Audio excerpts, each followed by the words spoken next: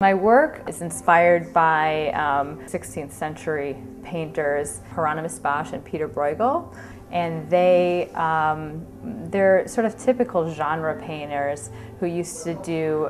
paintings kind of everyday scenes, especially Peter Bruegel, of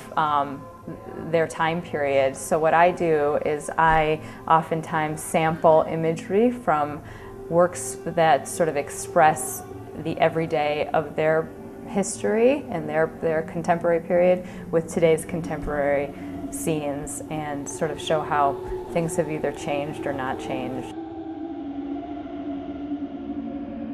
The Crossing is a piece that is the large-scale painting that has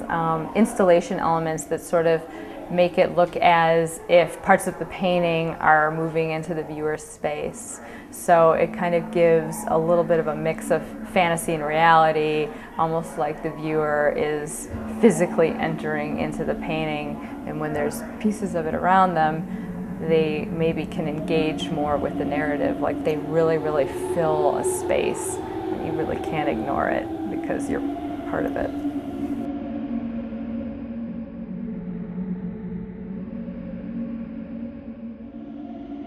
What happens here stays here is the piece that's based off of Hieronymus Bosch's Garden of Earthly Delights, turned Vegas style. And I knew a lot of that imagery that was going to be put in from the beginning, because I started sort of meticulously piecing it together in my head before I even started painting it. And then there's the piece called Congestion, which is inspired by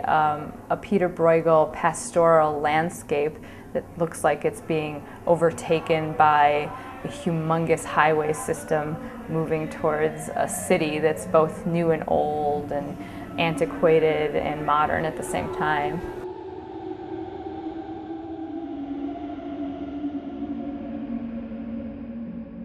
And then there's the piece called The Triumph of Death, which is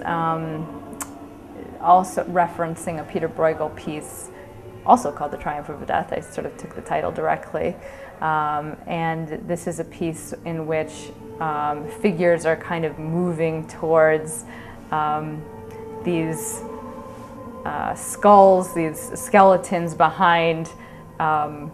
shields, sort of walking blindly towards their death, and it has a lot to do with more contemporary, maybe environmental issues and people's blindness towards the world around them and what's kind of happening in the everyday world. A lot of them have to do with maybe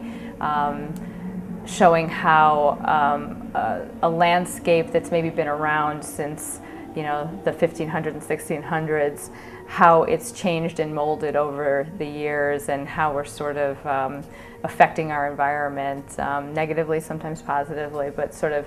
our contemporary engagement with a landscape that's sort of been around for centuries. And I think that Peter Bruegel and Hieronymus Bosch in their period were creating really beautiful pieces that always had a sort of darker undertones, where they were making some kind of social commentary about maybe things awry socially in their time period. And I like to sort of also make some kind of commentary that's veiled sort of within beauty, something really beautiful that you are engaged with that maybe upon closer inspection reveals itself to be maybe a little bit darker, more sinister.